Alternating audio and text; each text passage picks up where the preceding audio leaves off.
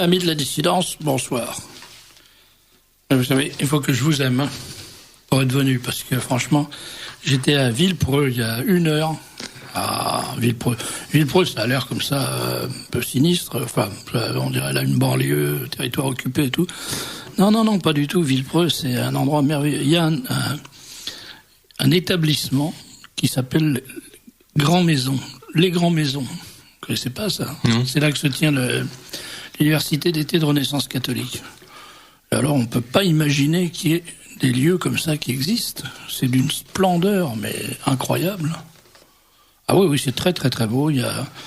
C'est un lieu où on fait des réunions, des séminaires, des réunions d'entreprise, des choses comme ça. Mais alors, c'est un morceau du château de Villepreux. Et c'est incroyablement élégant. Ils sont très très bien à Renaissance catholique. C'est pas des puritains, ils font pas ça dans des hangars ou des parkings aménagés. Non, c'est bien, vraiment magnifique. Alors, si vous voulez organiser un séminaire, je vous le recommande. Franchement, vous me demanderez l'adresse parce qu'on fait pas de publicité à Radio Courtoisie, mais je vous assure que ça en vaut la peine. Et en plus, c'est tenu d'une façon parfaite par des gens charmants. Enfin, que demande le peuple? D'ailleurs, le peuple, il demande à habiter dans des trucs comme ça. C'est pour ça qu'ils ont fait la révolution. Ces imbéciles, moyennant quoi, ils n'ont rien eu du tout. Puisque ça appartient quand même toujours à des gens qui sont bien, quoi, voilà.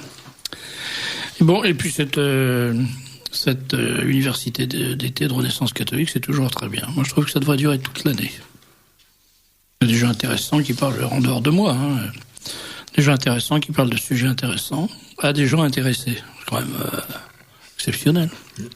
C'est un peu ce qu'on essaye de faire dans cette émission, même si on n'y arrive pas toujours. Alors, ce soir, je reçois Patrick Goffman, qui est déjà venu. Présent. Qui est écrivain, journaliste, et toutes ces sortes de choses, mais qui est l'auteur d'un livre que je vous recommande, qui s'appelle Cœur de cuir, qui est un fort bon livre, bien écrit. C'est rare dans la littérature française aujourd'hui, il y a des livres bien écrits. C'est un livre écrit par un homme en plus. C'est pas... enfin bon, voilà. Merci Serge. Bon, et donc, très bon livre, c'est vrai. Et puis intéressant parce que ça raconte une vraie histoire. Alors, il est paru chez qui, déjà? Cœur de cœur est paru chez Flammarion en 98 déjà, et j'en ai vendu 2200 déjà. C'est un gros succès, 2200, non Pierre? Ah oui, c'est bien. Parce que je reçois aussi Pierre Jovanovic, que j'ai déjà reçu dans cette émission, lui aussi, pour parler d'un livre qui a quand même intéressé les auditeurs de l'émission, semble-t-il. C'était Notre-Dame, enfin le livre du père François Brune sur Notre-Dame de Guadeloupe, qu'on s'est arraché à la vente du livre de Radio Courtoisie. Absolument, oui. Il y avait la biographie de l'Archange Gabriel, surtout. Oui, et puis alors, donc on avait l'Annonciation, voilà. Si je peux dire. Alors Pierre Jovanovic est auteur et éditeur, et il fait pas de l'auto-édition, mais il édite ses propres livres en tant qu'éditeur. C'est quand même une bonne combine, ça. Au moins, il est sûr qu'il est pas volé. Ou alors, il est complètement schizophrène. Et non, mais c'est vrai, 2200, c'est bien comme tirage. Ah, pour un roman, oui, c'est très bien. En général, les éditeurs, quand ils ont fait 400, 500 exemplaires, sont relativement contents. Et c'est vrai qu'un roman, c'est très très difficile parce qu'il y a des dizaines de milliers qui sortent chaque année. Je ne sais pas si les auditeurs ont bien entendu ce que vous venez de dire, Pierre. Quand un éditeur, non pas un auditeur, mais un éditeur vend 400 à 500 exemplaires d'un roman, il est plutôt content. Il est plutôt content parce que, en général, le fonctionnement de l'édition, vous savez que les libraires, en fait, n'achètent pas les livres, c'est simplement ce qu'on appelle un dépôt-vente. Et en conséquence, quand vous faites un tirage, par exemple, de 2000 ou de 4000 exemplaires, et que vous avez, au bout de 3 mois ou 6 mois, vous avez sur les 4000 exemplaires, 3800 exemplaires qui vous reviennent, donc, ça veut dire que vous avez vendu 200 livres. Donc c'est la grande règle en fait de l'édition et la règle pour un bon roman, c'est-à-dire que vous avez 2000 exemplaires et que les 2000 partent, si je puis dire. Et dès que vous avez des commandes, eh bien à partir de ce moment-là, on fait une réédition.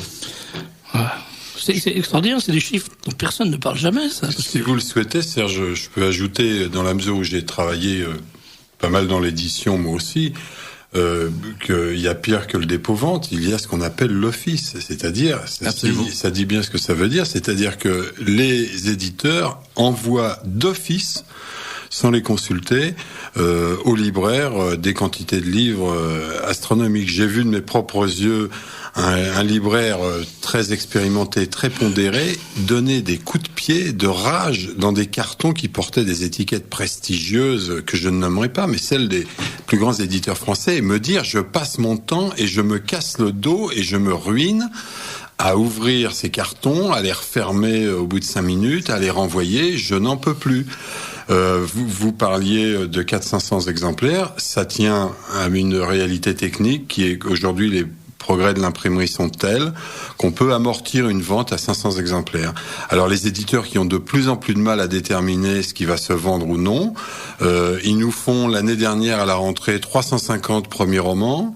Cette année, près de 500, et la plupart sont tirés à 500 exemplaires, et effectivement, ce sera rentable si on arrive à les vendre, mais tous ne dépasseront pas le chiffre de 15, 20 ou 30 exemplaires vendus. Et quel est l'impact? J'avais pas du tout l'intention de parler de ça, mais c'est quand même un sujet. Ça n'est jamais évoqué nulle part, ça. Quel est l'impact d'une émission comme, je sais pas, une émission à la télévision? On va pas, j'ai pas de nom qui me vient à l'esprit, mais une émission littéraire à la télé. Ça permet de. Alors oui, à l'époque, c'était l'émission de Patrick Poivre d'Arvor, pour laquelle je suis passé pour le livre sur les anges gardiens. Et c'est vrai que le lendemain, mon éditeur de l'époque, Philippe Aki, avait enregistré, je crois, 2500 commandes. Donc c'est effectivement, la télévision a un impact colossal. Mais attention, toujours, je ne donnerai un autre exemple qu'on connaît d'un écrivain très très connu, qu'on voit très très souvent à la télévision, et malgré une trentaine de passages télévision, son livre s'est lamentablement traîné à 3000 exemplaires. C'est pas quelqu'un dont le nom commence par Bernard et finit par Henri Lévy, non? Non, mais c'est dans la même mouvance. Oui, c'est les 3-4 qu'on retrouve régulièrement, effectivement. Mais alors de quoi ils vivent, ces gens-là? Parce que quand on vend 500 exemplaires d'un roman, le roman est vendu 100 francs, donc le droit d'auteur est 10%. 10%, donc voilà. Ils gagnent 10 francs par exemplaire. Voilà. Donc 500 exemplaires, ça fait 5000 francs. Voilà. Donc avec ça, il va vivre jusqu'à la publication de son deuxième roman. Je crois que vous savez, aucun écrivain, parce que vous êtes d'accord avec moi, mais je n'ai jamais écrit en me disant que j'allais faire un best-seller. Vous savez, je crois que un livre a une vie propre. Quand vous choisissez les anges gardiens, vous devez douter qu'ils vont mettre la main à la pâte et que grâce à eux, vous allez quand même faire un best-seller. À l'époque, croyez-moi, c'est pas évident. J'ai été refusé par les plus grandes maisons d'édition. Oui, c'est ça qui est drôle. C'est ça qui est drôle. À l'époque, on me disait non, les anges ça marche pas, ça n'intéresse personne, etc. Et alors que c'est vrai, moi je l'avais écrit vraiment parce que ça me passionnait, quoi. Et alors, pour en venir au sujet qu'on va évoquer ce soir avec vous, Patrick, Limonov qui a publié plusieurs livres en France. C'est ça, c'est 400, 500 exemplaires?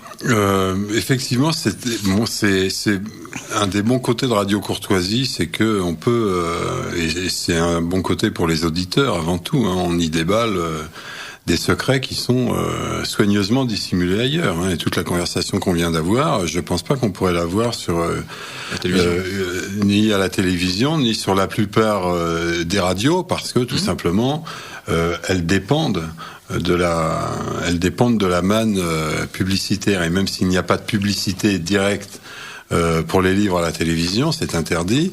Il y a des connivences et il y a des réseaux d'intérêt économique, dans lesquels Radio Courtoisie n'est pas pris. Alors on peut remettre ces questions-là. Édouard Limonov, donc je vais dire ses petits secrets. Il est en prison, alors il peut pas me taper dessus s'il est pas content. Je suis même sûr qu'il ne nous capte pas. Je peux dévoiler ce petit secret que Limonov, ses ventes en France, la vente de la quinzaine de livres qu'il a publiés en France chez les plus grands éditeurs, n'a jamais correspondu à la notoriété qu'il a acquise assez vite. Ces livres se sont toujours très mal vendus, quelques centaines ou quelques milliers d'exemplaires dans certains cas, mais en général quelques centaines d'exemplaires seulement. Alors que en Russie, il vend des dizaines de mille, il approche des 100 000 ou des 200 000 fréquemment. Ça, vous répondez un peu à une question que j'allais vous poser, parce que ça m'a l'air quand même, ces chiffres dérisoires, enfin, qui paraissent dérisoires, de 400 ou 500 exemplaires pour un roman dont on parle à la télévision ou dont les gens parlent. Enfin, ça paraît quelque chose de très français, non ? Est-ce que c'est la même chose pour ce que vous en savez à l'étranger ? Je crois savoir que, de même que celle de la presse quotidienne, la situation du livre en France est un peu plus difficile qu'à l'étranger. Je vous citerai Jean Dutour, pour enfoncer le clou, pour vous consoler, qui écrivait « Le public, le vrai public d'un écrivain, c'est quoi ?» Au XXe siècle, comme au XVIIe ou XVIIIe, 2 ou 3 000 personnes à tout casser. Je me souviens d'Alphonse Boudard, qui avait tenu des propos comme ceux que nous sommes en train de tenir sur France Inter, ce qui était vraiment très courageux de sa part, qui dévoilait en particulier certains mécanismes des prix littéraires, et qui disait... et qui disait à propos des tirages que on voyait à Noël dans les librairies débarquer des gens qui disaient donnez-moi 3 Goncourt et 5 Renaudot.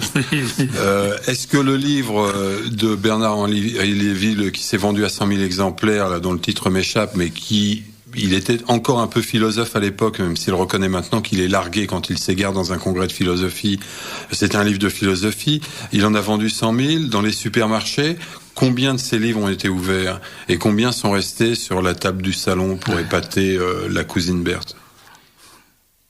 C'est tout à fait étonnant parce que d'abord c'est des chiffres qu'on n'imagine pas et ensuite c'est des chiffres qui expliquent beaucoup de choses quand même, notamment les prix littéraires, notamment les magouilles des prix littéraires, parce qu'il est évident qu'un éditeur qui publie 100 bouquins qui vont se vendre à 500 exemplaires chacun, le 101e, s'il peut en vendre 50 000 ou 60 000, ça lui permet de voir clair. Et donc, à ce moment-là, le prix littéraire, le prix devient une question de survie, littéralement, par rapport à un éditeur. Oui, parce que le prix littéraire, en fait, garantit un tirage, c'est minimum 5 000. Le Goncourt garantit un minimum de 20 000 exemplaires pour le livre le plus illisible. Et ça peut aller bien au-delà. Donc 20 000 exemplaires, déjà, c'est une petite respiration, une petite bouffée d'air frais pour l'éditeur. Ça fait 200 000 francs pour l'auteur, à peu près. Je donne des chiffres ronds, approximatifs, bien sûr, les auditeurs le comprennent. Ben voilà, des choses que... Ça a toujours été un peu comme ça. Les premiers livres de Camus étaient tirés à 300-400 exemplaires. Alors en somme, moi, quand avec Sanders, on a fait la nuit de Jéricho, on a vendu 4000, on a fait un best-seller. Ah mais absolument. Absolument, totalement. Et personne n'en parle. Je suis même pas dans le livre des records. Je suis même pas dans le quiz. Enfin, c'est invraisemblable, quand même. Bon. Donc, pour en venir à Limonov, vous connaissez Limonov, Pierre ? Pas du tout. Ah, ben alors... Gasparin Jovanovic, vous me surprenez beaucoup. Je suis désolé. Vous n'êtes pas un peu serbe ? Si, tout à fait. Il n'est que serbe. Ouais, vous savez, Limonov est un peu en prison pour votre peuple. Ah, mais son peuple, c'est le peuple français. Oui, mais je suis arrivé en France, j'étais vraiment très jeune. Sa servitude est une vieille histoire de famille. N'est pas une certitude. La servitude n'est pas une certitude. Non, alors, donc, expliquez, Patrick, à Pierre, et puis à nos... Et les auditeurs vont en profiter. Nous, Gasparin Jovanovic, vote. On pouvait le faire en français, ce serait pas... Cela dit, votre prononciation est très bonne. Eh bien, je vous remercie, Serge, de me convier une 3e fois en l'espace de quelques mois à faire la chronique des déplorables aventures de Limonov au pays des Soviets, ou ce qu'il en reste. Puisqu'effectivement nous avons eu du nouveau. Alors, je rappelle d'abord l'ancien en 2 mots. Édouard Savienko dit Limonov, donc a été expulsé du RSS, fils d'officier du NKVD, il était naturellement devenu un voyou de la pire espèce, doublé d'un poète, ce qui faisait vraiment que son cas était pendable, et qu'il a été expulsé du RSS au milieu des années 70. Naturellement, il s'est précipité à New York, où, à sa grande déception, sa poésie a été fort mal reçue. Il a dû faire toutes sortes de petits boulots, majordome, etc. Et puis Jean-Jacques Pauvert... Je sais pas dans quelle maison ils étaient, mais ils ont pas dû être déçus. Qui avaient embauché Limonov comme majordome. Oui, ça devait être intéressant. Mais maintenant, on peut espérer qu'ils vont engagé Maxime. Oui. Hein Gélude. Il a raconté la chose d'ailleurs dans un ouvrage paru en France sous le titre de l'histoire de son serviteur. Pour les gens qui s'intéressent d'étudier son CV et qui envisageraient de l'embaucher comme majordome. Et puis au début des années 80, Jean-Jacques Pauvert le publie enfin pour la première fois en Occident en français, et le livre Alors, pardon de vous couper, mais ça c'est une illustration un peu à l'inverse de ce qu'on disait tout à l'heure. C'est-à-dire que Pauvert, c'est quelqu'un qui a gagné de l'argent avec des livres à scandale de la littérature érotique, et on peut même dire pornographique d'une certaine manière, et il consacrait une partie de cet argent à publier des auteurs qui faisaient pas des gros tirages. Et je crois que c'est lui qui disait que le premier devoir d'un éditeur, c'est de gagner de l'argent. C'était un type pas mal, Pauvert, contrairement à ce qu'on pouvait penser. En tout cas, c'était un paradoxal amusant, puisque, sauf erreur de ma part, ce gars qui était extrêmement sulfureux, il était sulfureux pour les autres, mais ses filles étaient quand même dans un établissement, dans une institution religieuse. Donc ça explique que les successeurs de Pauvert aux éditions Pauvert, qui sont maintenant la propriété, je crois, de Grasset, se soient refusés avec énergie à signer la pétition pour la libération de leur auteur, franco-russe Limonov, alors que j'ai aucun doute que Pauvert aurait signé des deux mains, de la même façon que des éditeurs qui sont politiquement indépendants ou tout à fait à gauche, comme Gauthier du Dilettante, entre autres, ont signé des deux mains, tout en étant indifférents ou même très hostiles aux positions politiques de Limonov, tout simplement parce que c'est leur auteur, parce que c'est d'abord et avant tout un écrivain, quels que soient les fariboles politiques dans lesquels il s'est jeté, et qu'ils estiment qu'il est victime d'un procès injuste.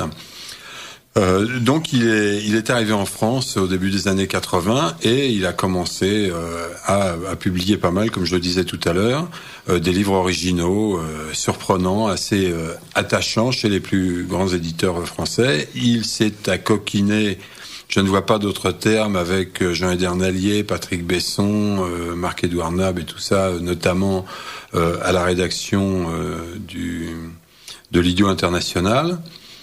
Et puis, sa critique du capitalisme s'est radicalisée de telle sorte qu'il a pris fait et cause de façon très radicale pour les Serbes au moment de l'éclatement de la Yougoslavie, qui s'est rendu sur place, qu'il a fait des reportages qui étaient publiés tantôt dans Révolution, organe du PCF, et tantôt dans le Choc du mois que d'aucuns qualifiaient de luxueux mensuel le péniste. Comme j'avais un bulletin de paye là-bas, je peux vous dire que le luxe y était quand même assez modéré. Ni luxueux, ni vraiment le péniste, faut bien reconnaître. C'est tout à fait mon avis. Et il a fini donc en 94 par rentrer en Russie pour y participer au redressement, à la reconstruction du pays. Il a continué à se radicaliser. Il était proche du parti de monsieur, rappelez-moi son nom, Jirinovski. De monsieur Jirinovski, merci. Ils se sont brouillés. Pas son nom actuel. Oui, voilà. Bon, ne nous embarquons pas sur Jirinovski, il y aurait tant à dire. Voilà. Ils se sont brouillés, et Limonov a donc, voici quelques années, fondé le Parti national bolchevique, dont il faut dire que c'est un groupe que beaucoup qualifient de terroristes de la tomate. Ils ont arrosé Zyuganov, le patron du PC néo-stalinien, de tomates. C'est une militante nationale bolchevique qui a giflé à Riga il y a quelques mois le prince Charles avec un bouquet de fleurs.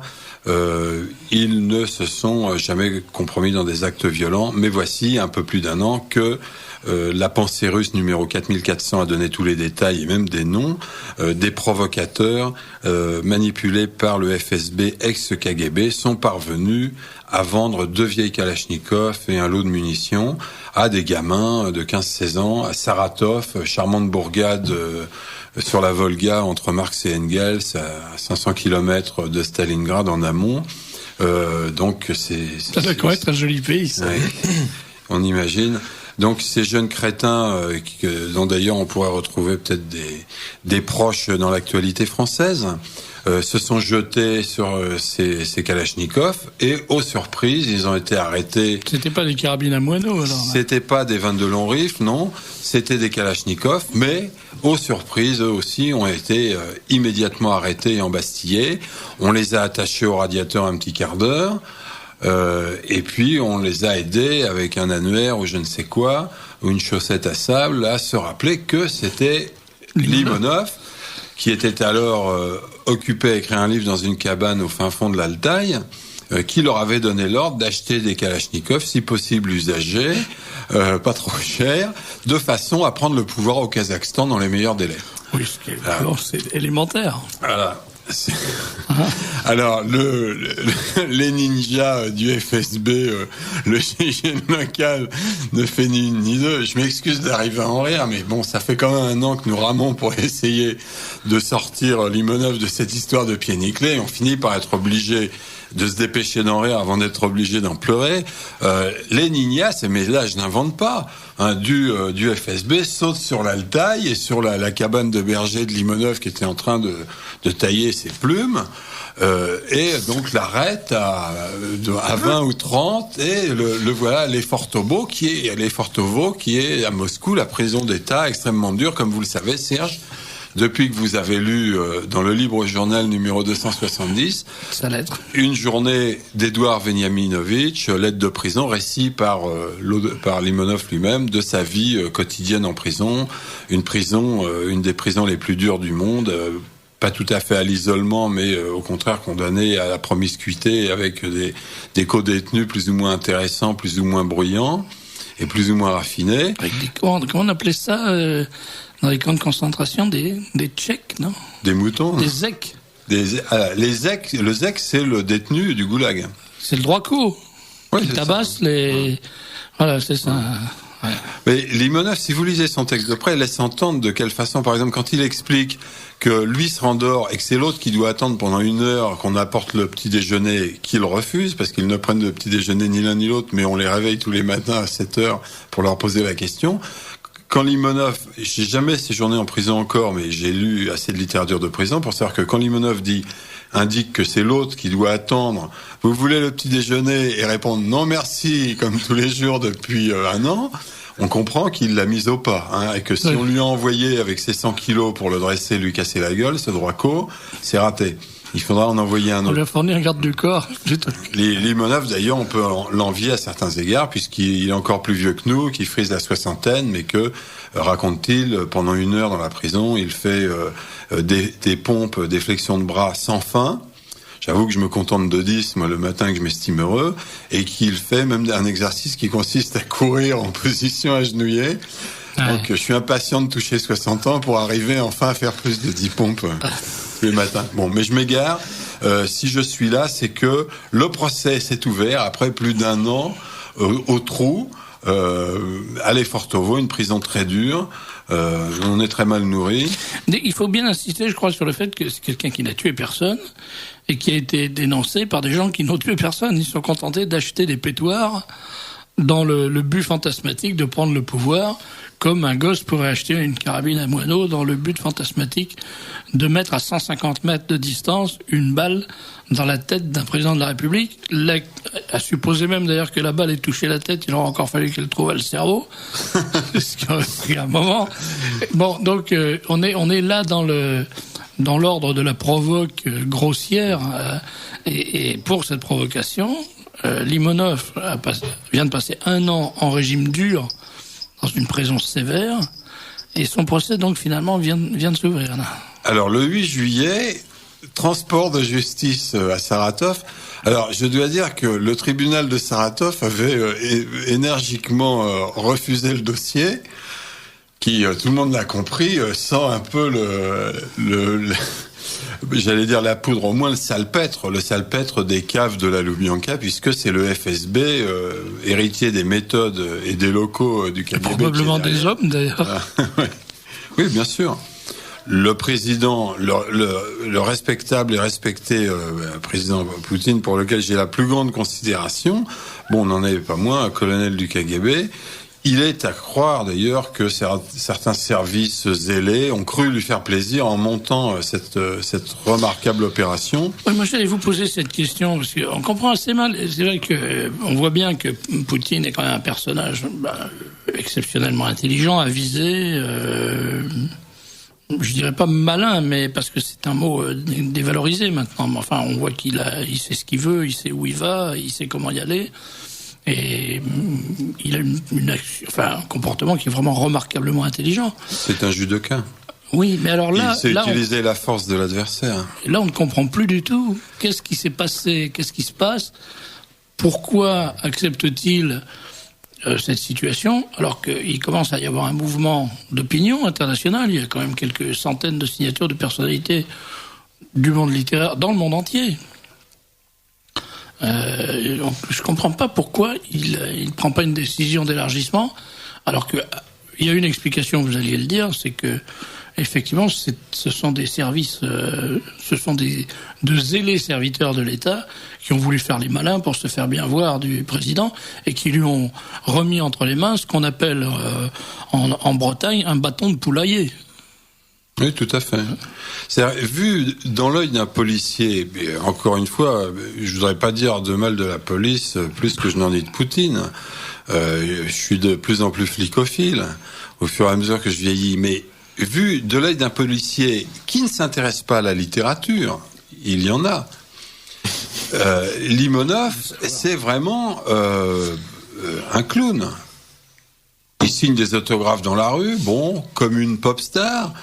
Et puis, il se mêle de dire que la Russie devrait garder la flotte de Crimée et ne pas la donner aux Ukrainiens. L'Ukraine, oui. Et de dire que si, que ça, de donner des conseils au pouvoir politique.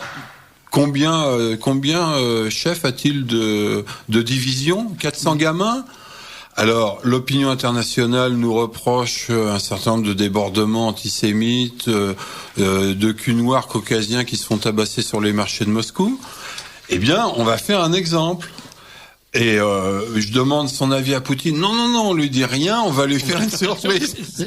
Alors aujourd'hui, le président Poutine ne peut pas désavouer ses services, parce qu'effectivement, le FSB a des choses plus importantes et plus intéressantes à faire et plus urgentes pour le pays, a des tâches sérieuses et importantes à remplir. On ne peut pas le désavouer de but en blanc. Néanmoins, on peut penser on peut espérer un prochain élargissement de Limonov dans la mesure où, et je reprends le fil de mon histoire, le procès s'est ouvert à Saratov dans les conditions suivantes. Le tribunal donc de Saratov, le tribunal local qui avait renvoyé le dossier à Moscou, qui ne voulait pas avoir affaire à cette opération du FSB, a donc été contraint de l'accueillir, et dès le 8 juillet, lundi, renvoi au 8 juillet, au 9 juillet. Le lendemain, renvoi au 9 septembre. Entre-temps, le tribunal déclare que le procès qui devait être à huis clos, compte tenu de la dangerosité du personnage et de la gravité de l'affaire, prise du pouvoir, tentative de putsch au Kazakhstan avec 2 Kalachnikov, que ce procès serait public. Alors, je ne veux pas aller trop loin dans l'interprétation, mais on peut penser que le tribunal de Saratov, en annonçant un procès public, tente à nouveau, par un autre moyen, de renvoyer l'affaire à Moscou.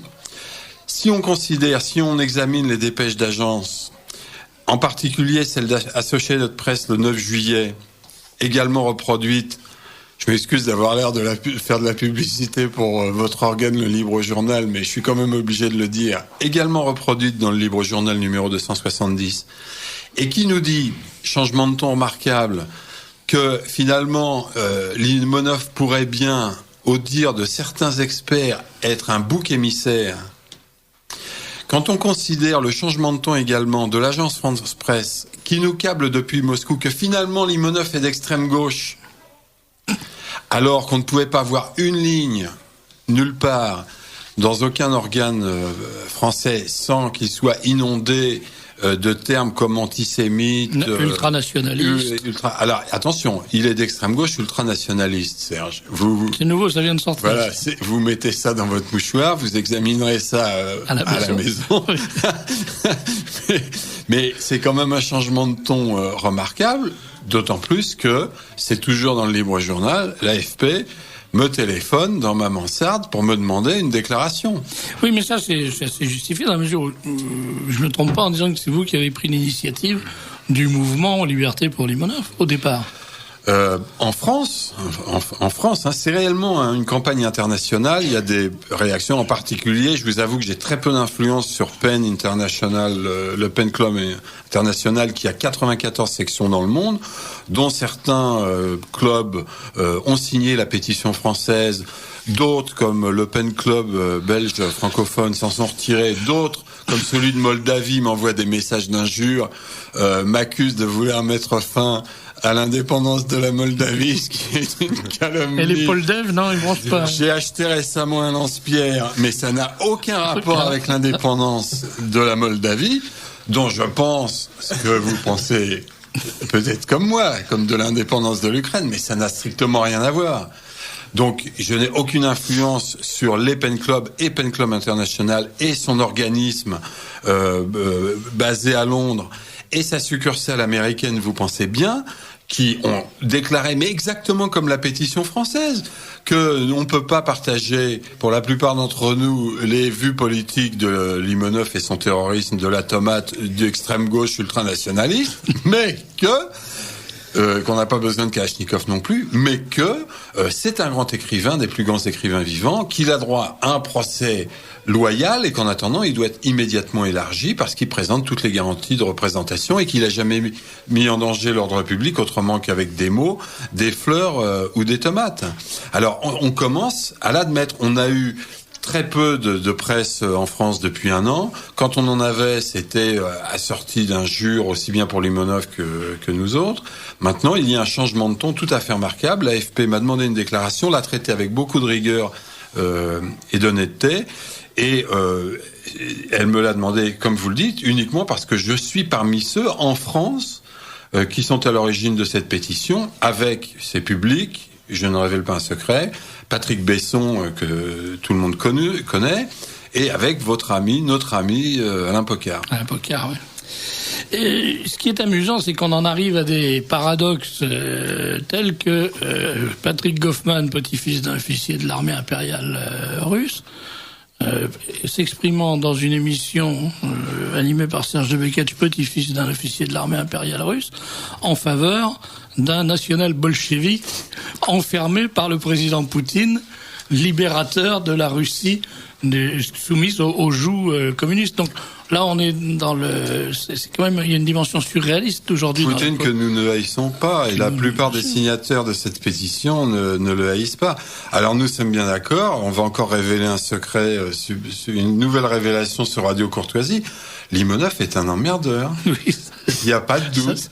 Mais enfin, c'est pas s'il fallait mettre en prison tous les emmerdeurs, les Russes seraient dépeuplés. Et je crois que mon sort serait pas si gai que ça. Touche pas à mon pote l'emmerdeur. Vous évoquiez tout à l'heure les ressemblances lointaines avec l'actualité française. Vous inspirez un commentaire à l'actualité française en ce moment, la chasse au président de la République avec des carabines à moineaux? Minute, titre sobrement crétin. Oui. C'est un peu vite dit quand même, ça. Je trouve que c'est un peu vite dit. Moi, j'ai une opinion légèrement différente. Je ne sais pas, c'est un crétin, je ne connais pas ce garçon. Pas du tout. Je ne défends pas de le connaître. Si je le connaissais, je le dirais. Crétin parce que mégalomane, look the TV on Sunday will be the star. Regardez la télé, je serai la vedette. Oui. Vous savez, comme cet individu qui avait mis le feu au temple de Diane, oui. Dont vous allez me rappeler le nom. Non, mais justement pas. C'est ça la vengeance la vengeance de l'histoire, c'est que personne ne se souvient de l'incendiaire de la bibliothèque de d'Alexandrie. Quand je suis avec un verre dans le nez, je m'en souviens, c'est drôle, hein, et on dit que l'alcool... Non, moi, j'ai fait cette réflexion tout à l'heure devant quelques amis. à propos de ce jeune homme qui s'appelle comment, Maxime Brunery. Tiens, c'est drôle. Lui, on se souvient de lui une semaine après. C'est 2 jours. Enfin, vous souvenez, moi, non, je me souvenais déjà plus de son nom. Vous savez, France Info me le ressasse 30 fois par jour. Oui. Et en tout cas, moi, je constate une chose, c'est que depuis des années, on nous dit la jeunesse est avachie, la jeunesse ne pense qu'à s'installer devant la télévision, la jeunesse n'a pas d'idéal, la jeunesse n'a pas de courage, la jeunesse n'a pas de volonté, la jeunesse ne pense qu'à aller danser dans les boîtes de nuit, de faire des rêves parties, de fumer du hackik.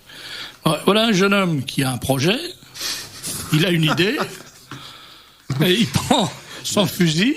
Je crois que Jean Ferret va prendre ses grands ciseaux, lui. Non, je n'approuve pas. Non, je n'approuve pas du tout. Il n'y a pas de ciseaux à Radio Courtoisie. Je n'approuve pas du tout ce qu'il a fait, je le précise. Moi, je l'aurais pas fait parce que je suis beaucoup trop lâche. Mais il faut reconnaître quand même que cette jeunesse qu'on accable de tout, voilà un exemple de jeune qui va au bout de ses idées. Mais des mauvaises idées, je suis bien là.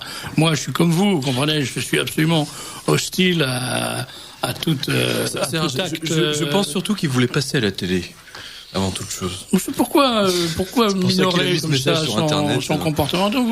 Là, vous lui faites un procès d'intention. Moi, je crois qu'il a... Non, il l'a dit, il a écrit. Il a écrit. Look the TV on Sunday, I will be the star. C'était la cerise sur le gâteau, c'est Rambo.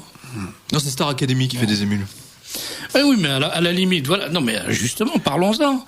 Pour passer à la télé, il y a une autre solution, c'est de se présenter à Star Academy ou à Loft, je ne sais quoi. Non, se présenter à Star Academy avec un fusil de chasse. Voilà, c'est logique. Bon, je vois que vous voulez pas parler sérieusement du sujet. En tout cas, on l'a échappé belle, parce que on était reparti pour une campagne présidentielle. Et là, j'en ai marre. Super président. D'autant que tous les partis sont ruinés. Oui, en plus, tous les partis sont ruinés par les élections. Non, ce qui aurait été drôle, c'est quand même parce que là, il y aurait une nouvelle élection. Le Pen était au premier tour, il était en tête. En bonne logique, puisque celui qui était devant lui au premier tour est sorti du jeu. J'espère que nous aurions connu un autre sursaut républicain. Ah voilà. Ah oui, justement. Pour le coup, on aurait eu un autre. Enfin, tout ça, c'est mal goupillé. Alors, avant les présidentielles, M. Chirac avait parlé d'insécurité. C'est un auditeur qui nous dit ça. Le 14 juillet, il a précisé que cette insécurité était routière. Je présume qu'en octobre, après les vengeances, cette insécurité routière ne sera plus qu'alcoolique et que les droits de l'homme seront respectés. Mais c'est pas faux ce qu'il a dit le 14 juillet, Chirac, parce que c'est vrai qu'il y avait une certaine insécurité dans la bagnole sur laquelle il défilait sur les Champs-Élysées. Il ne se connaissait pas, mais il y a quand même là, il dit pas que des bêtises. Il y a d'autres messages. Alors, je les lis comme ils viennent. Sommes-nous des soviétiques? Le tireur à la carabine a été mis en hôpital psychiatrique, mais le réfugié albanais qui avait poignardé Douste Blazy avait lui aussi été conduit en hôpital psychiatrique. Et pourtant, on peut supposer que Maxime Bruni n'avait pas, avec Jacques Chirac, les mêmes relations que le poignardeur albanais avec Douste Blazy. D'abord, il n'a pas tiré dans le dos, pour commencer. À ce train-là, c'est le cas de le dire, aurons-nous assez de place chez nous ou devrons-nous en louer à l'Union soviétique? Ah, voilà un truc voilà une bonne idée pour Poutine, pour mettre un peu de gras dans les épinards, si tant est qu'il y ait encore des épinards en Russie. Il pourrait louer des prisons qui sont vides maintenant. Il loue bien les fusées. Voilà. Donc, le goulag étant vide, on pourrait leur envoyer peut-être puisque maintenant Sarkozy veut créer des centres de détention pour les jeunes. Là, c'est tout trouvé. Et on pleure pour 20 000 places de prison. Voilà, plutôt que de construire 20 000 places. Il y en a sûrement plus de libres dans le goulag. On prend 20 000 places d'avion ou de train. La Sibérie, ça coûte moins cher en plus. Et puis c'est le grand air. Vladimir Poutine est un grand homme d'État et c'est lui... Si, c'est vrai, c'est le grand air, la Sibérie. Il peut même faire du ski. Enfin, du ski de fond, parce qu'il n'y a pas beaucoup de pentes. Et c'est lui et lui seul qui est en train de refaire de la Russie une grande nation. Au lieu de critiquer sans savoir, mieux vaudrait balayer devant notre porte. Mais justement, on a dit le contraire. Ça fait 10 minutes qu'on dit que Poutine est un grand chef d'État. Il y a des auditeurs remarquables, ceux par exemple qui m'ont remboursé la note de téléphone consécutive à mes activités pour Limonov. Je les remercie encore au passage, je les ai remerciés individuellement, mais je les remercie collectivement parce qu'ils sont quand même balèzes d'avoir réussi à m'envoyer à l'euro près le montant précis de ma note de téléphone. Ouais. Mais il y a d'autres auditeurs de courtoisie, et je le constate à chaque fois que j'écoute la station, qui n'ont que ce péché mignon de ne pas écouter Radio Courtoisie. Mais ils répondent à des choses qu'ils n'ont pas entendues. Par exemple, là, monsieur, je vous le répète, madame, pardon, parce que c'est une dame, nous avons dit, et c'est mon opinion et je la partage, en tout cas avec Goffman, mais il faut dire que nous, on est quand même un peu russo-positif sur les bords, qu'on considère que Vladimir Poutine est un grand bonhomme. En tout cas, il est plus intelligent que Bush, je ne sais même pas si c'est un compliment, et il est même probablement plus intelligent que Chirac. On va savoir. Et même peut-être que si on arrivait à additionner le QI de Chirac et le QI de Bush, on n'arriverait pas au QI de Poutine. Vous voyez, c'est mon opinion.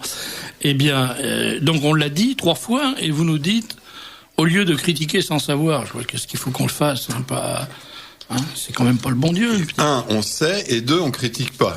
Voilà. Non, mais il a dû prendre une phrase en cours.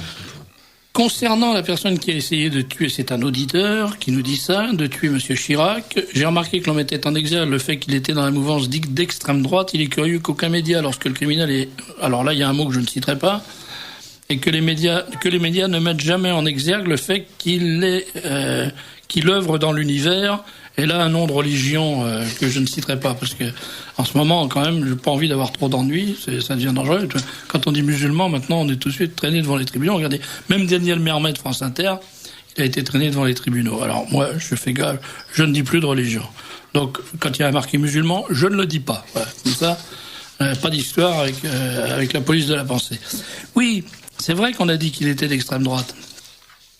Et ça a permis à l'AFP, c'est un auditeur qui m'envoie ça, de faire un papier qui est extrêmement bienvenu parce que il s'appelle Mouvement d'extrême droite et actes de violence exemple. Alors il y a la liste des actes de violence commis par l'extrême droite depuis 1994.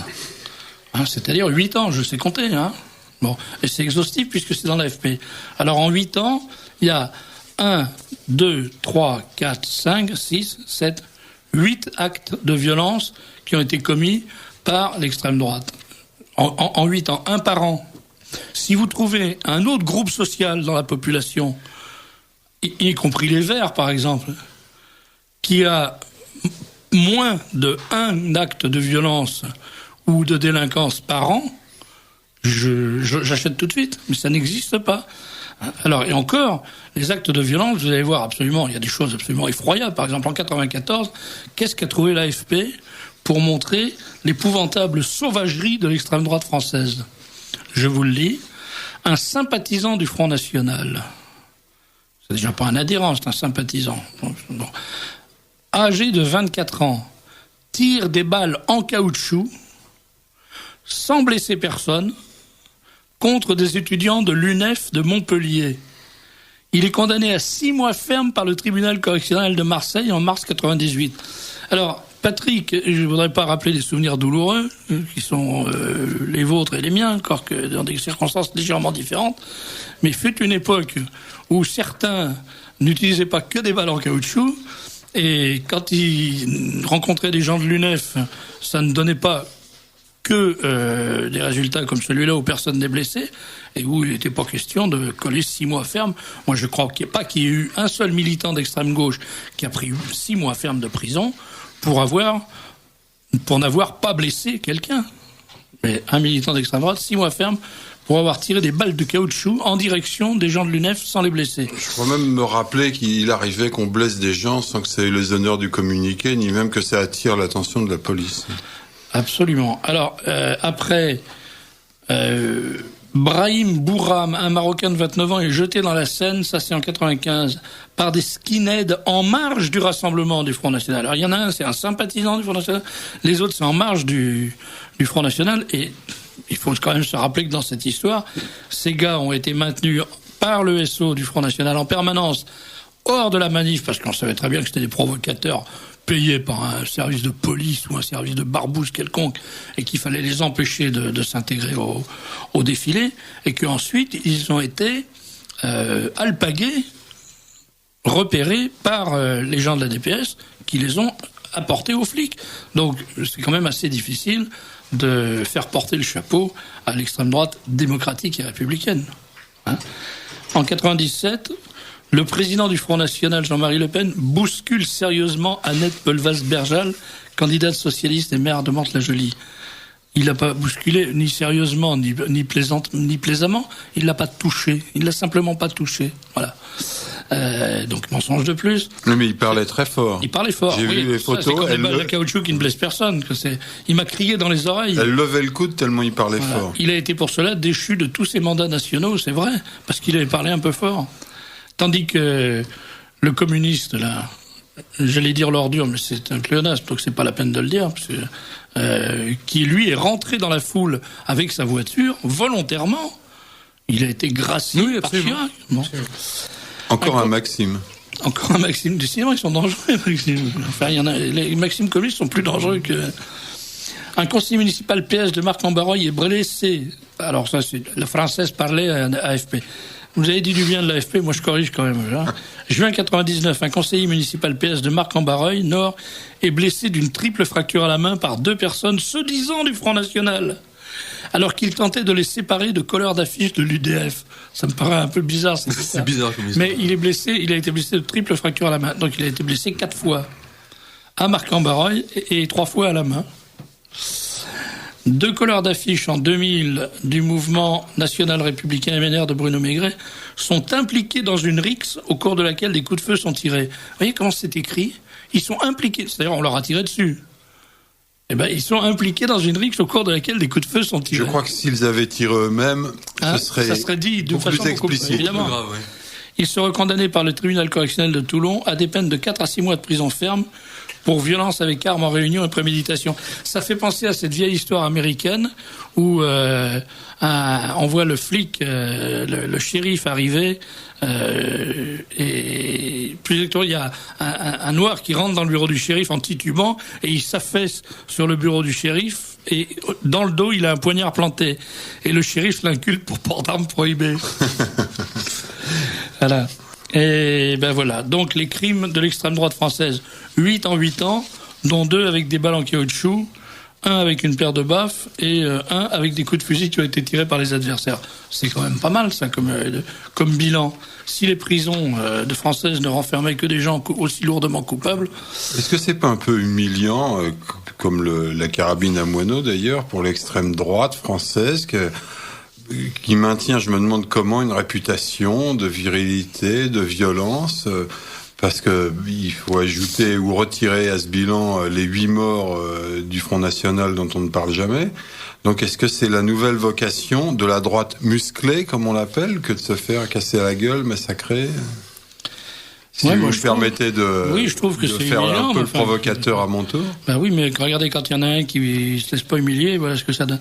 Alors un auditeur nous dit, le 22 long rifle est la meilleure des munitions, faut-il encore savoir s'en servir ? Oui, bien sûr. Mais moi, je voudrais quand même qu'on me montre un garçon de 25 ans qui est capable de placer une balle dans une cible de la taille d'une tête de président de la République à 150 mètres. C'est ça la mégalomanie. Il doit pas y en avoir beaucoup quand même. Hein. Bon. D'autres messages lisibles, parce que les illisibles, je ne les lis pas par définition. Alors, c'est pas Victoria qui me passe les messages, je le signale parce que la pauvre Victoria est souffrante. On l'embrasse, d'ailleurs. Je ris, mais c'est méchant de rire. Je devrais pas rire parce que elle est malade à cause d'un médicament qu'elle prend pour soigner une autre maladie. Donc, franchement, laissez tomber la médecine. Prenez les produits du professeur, comment il s'appelle déjà j'ai un trou. Le Ribot, voilà. Les produits du bon docteur Le Ribot, et ça ira beaucoup mieux. Je vous signale que les Allemands de Schröder envoient leurs voyous en Sibérie dans des conditions militaires, et les Allemands financent. Cela leur coûte moins cher. Mais c'est génial cette histoire. On a eu une idée d'Allemand. Mon cher Goffman, félicitations. Ça, c'est vos origines qui parlent quand même. Parce qu'il ne faut pas oublier que Goffman, en réalité, c'est Hoffmann. Ça veut dire le capitaine. C'est un Russe qui serait un petit peu d'origine germanique, que ça ne m'étonnerait qu'à moitié. Et enfin, pouvez-vous parler de la récupération de l'île Persil par les Espagnols ? Je trouve ça rigolo comme tout, l'histoire de l'île Persil, parce que c'est un rocher qui était complètement désert, bien entendu, sous les foudres d'un rocher au large de Gibraltar. Et les Marocains ont placé deux gendarmes pour faire un acte d'occupation. Bon. Et Normalement, c'est un acte de belligérance, l'occupation d'un territoire par des troupes armées, c'est un acte de belligérance. Et normalement, en vertu des traités européens, il devait immédiatement y avoir une mobilisation générale de toutes les forces européennes, et puis une intervention sur l'île Persil avec bombardement, parachutistes, etc. Bon. Là, non, tout le monde a trouvé ça très bien, personne n'en a parlé. On écrase mollement devant une poignée de gendarmes marocains. Je ne sais pas si vous avez déjà vu des gendarmes marocains, mais c'est pas ce qu'on fait de plus terrifiant quand même. On écrase. Oui. On les a sortis. Vous êtes au courant?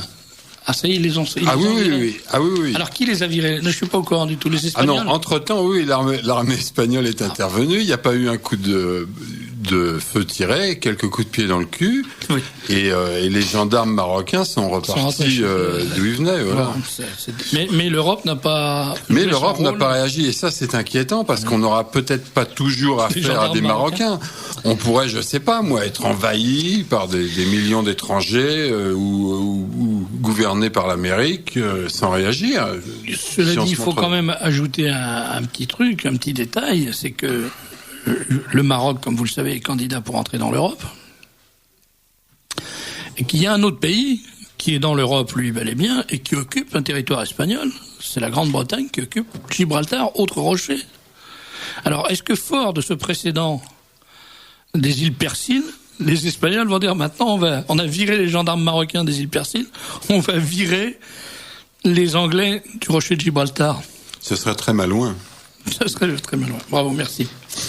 Belle forme. Alors, est-ce qu'on peut faire quelque chose pour aider Limonov d'une manière ou d'une autre, ou vous aider à aider Limonov? Oui, bien sûr. J'ai une adresse électronique, patrick.goffman, G-O-F-M-A-N, @wanadoo.fr. Donc j'ai reçu encore aujourd'hui la signature d'un professeur américain qui a été informé, je pense, par le net. Donc si on connaît des personnalités artistiques, littéraires, n'importe où dans le monde, on peut me demander la documentation, le texte de la pétition.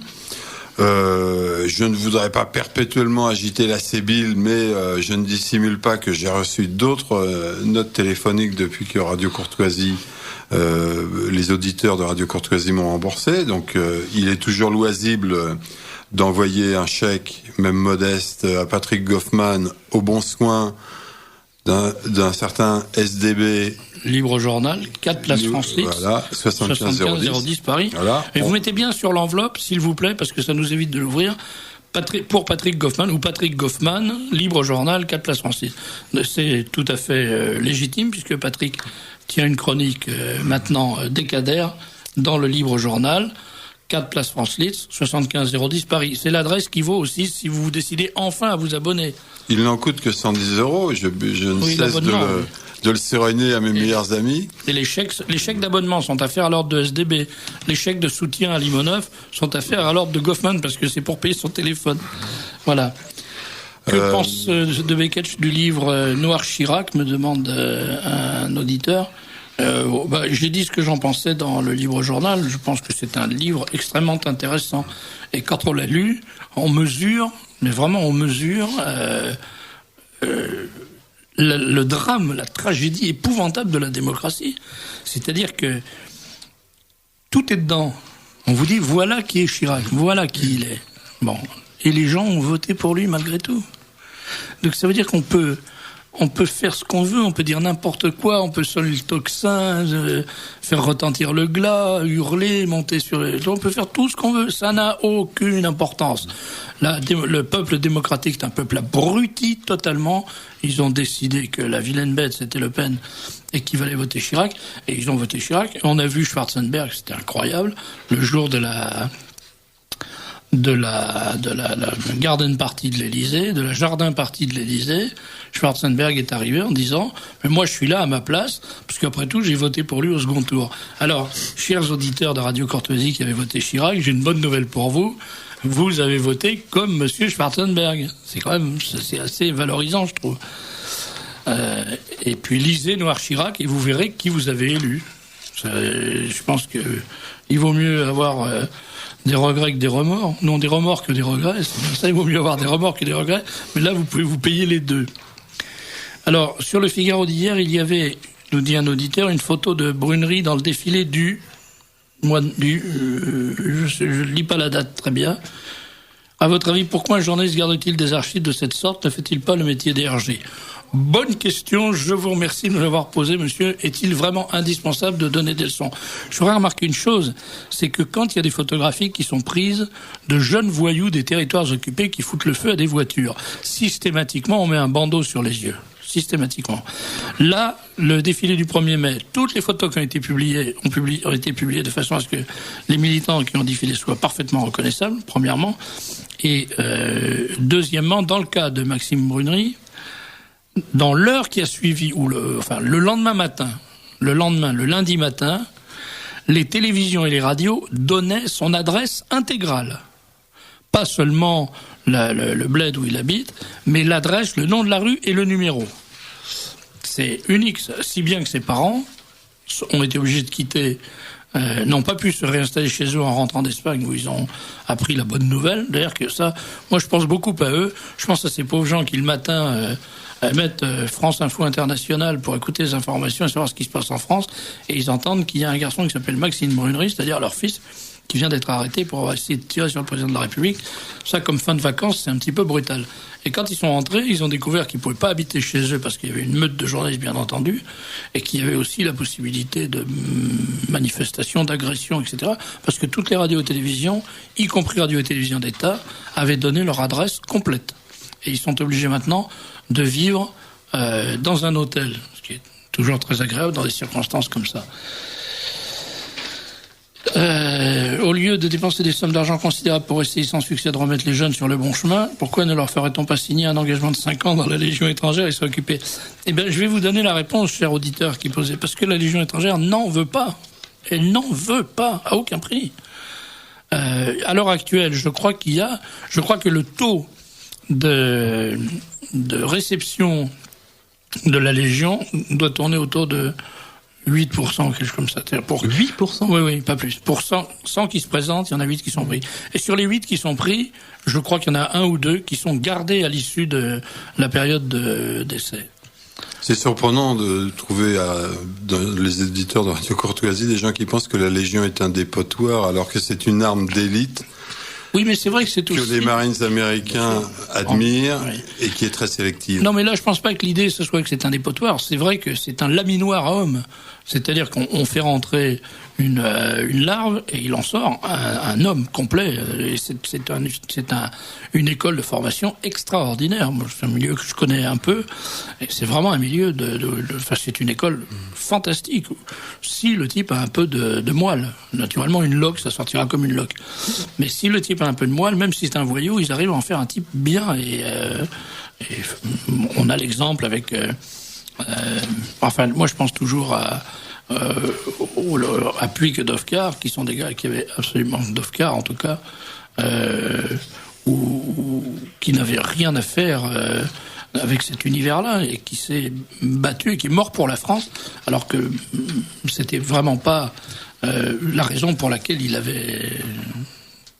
c'est probablement pas la raison pour laquelle il s'était engagé dans la Légion, mais ils lui ont donné l'amour de la patrie, de cette patrie d'adoption qui était devenue la France. Et voilà. Rectification au sujet de Hoffmann, alors que c'est Hauptmann. Vous avez dit que c'était capitaine en allemand, alors que c'est Hauptmann capitaine. Non, monsieur, pas du tout. Si vous regardez votre dictionnaire d'allemand, il y a Hoffmann et Hauptmann qui sont tous les deux, qui veulent dire capitaine tous les deux. Il faut bien regarder le dictionnaire de la langue allemande. Voilà. Pour ma part, nous dit un auditeur, je pense que Maxime Brunerie a été manipulé par les services secrets français. Ils se sont servis de ce jeune homme, l'ont probablement drogué dans le but de faire tirer sur Chirac. C'est pour ça qu'il l'a raté, d'ailleurs. Le président pourra ainsi redorer son blason. À mon avis, il en faudrait plus que ça. Je ne sais pas s'ils l'ont drogué, je sais pas. Je crois, c'est possible qu'il ait été manipulé, mais je pense pas qu'on ait besoin de droguer les gens. Il y a des méthodes pour les chambrer, il y a un type qui va être un héros, allez vas-y, il faut y aller, il y a un type comme toi. C'est comme ça que les gaullistes ont fait assassiner Darlan par ça y est, j'ai un trou. Bonnier de la Chapelle. Merci, mon cher Daniel Amiche, qui est vraiment mon ange gardien par Bonnier de la Chapelle. Ils lui ont dit, voilà, tu vas être un héros, vous allez être un héros, parce qu'à l'époque, on se vous soyait. Et Bonnier de la Chapelle a tué Darlan, et ils lui ont dit, vous n'aurez aucun problème, mon petit, je vous prends sous mon bras, vous êtes couvert. C'est Riton qui avait fait ça, qui était dans le coup. Et puis, dès qu'il a été pris, on s'est empressé de le zigouiller. Comme ça, il n'a pas pu raconter sa vie à des gens trop curieux. Beckett vient de dire que le Maroc est candidat à l'entrée en l'Europe. Est-ce un canular ou avez-vous une information sérieuse? Non, c'est absolument sérieux. Mais l'Algérie est candidat. Ça fait longtemps.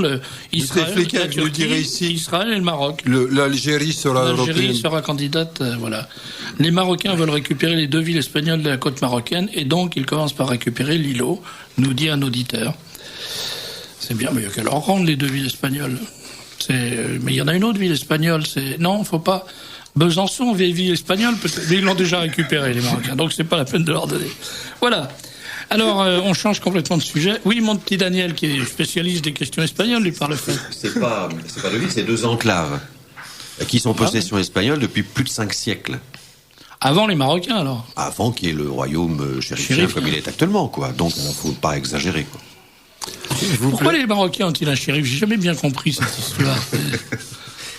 C'est compliqué, hein. Allez, entretiens-toi plutôt avec notre camarade Pierre. Vous plairait-il, avant de changer de sujet, Serge, de faire signe aux techniciens pour envoyer l'illustration musicale que j'ai apportée? Alors, d'abord, il faut que j'identifie. Vous écoutez, si vous écoutez encore, c'est Radio Courtoisie que vous écoutez, le livre-journal de Serge de Beckett, c'est-à-dire moi-même. C'est pour ça que je m'identifie jamais, ça me paraît schizophrénique. Et pour terminer, avant de passer au livre de Pierre Jovanovic, édité par Pierre Jovanovic, qui s'appelle Enoch, dialogue avec Dieu et les anges. C'est un livre sur le livre d'Enoch, et c'est le premier livre vraiment passionnant qui a été écrit sur le livre d'Enoch. Enfin, on va en parler. Donc, avant ça, on va écouter un morceau. Alors, dites-nous un peu, racontez-nous l'histoire. Le Puits, morceau de musique traditionnelle ukrainienne, interprété par Mes Voisins. Mes Voisins, c'est le nom du groupe ou... Non. Mes voisins, ce sont des gens qui habitent à côté de chez moi, que j'entends vocaliser et jouer de l'accordéon et de la bandoura toute la journée et une partie de la nuit. La bandoura? Ils s'appellent, mais oui, instrument traditionnel, c'est une espèce de balalaïka géante. Ah, c'est la grande balalaïka ukrainienne. Alors, ils s'appellent Yuri et Lyudmila Fedorov. Ils sont ukrainiens comme Savienko Dilimonov, ukrainiens bien russifiés, bon patriotes russes, et ils m'ont donné, en tant que voisin, je suis allé gratter à leur porte quand j'ai traduit Une journée d'Edouard Veniaminovitch, la lettre de prison d'Edouard, parce que Foufaïka, j'avoue que je ne savais pas que c'était une veste de prisonnier. Ils m'ont donné un sacré coup de main avec cette traduction. Alors d'habitude, je viens avec le disque toujours le même de Natasha Medvedeva, l'excellente chanteuse russe qui est l'ex-épouse de Limonov. Les auditeurs doivent en être saturés. Alors maintenant, Lyudmila Yuri Fedorov, Le Puits, musique traditionnelle ukrainienne.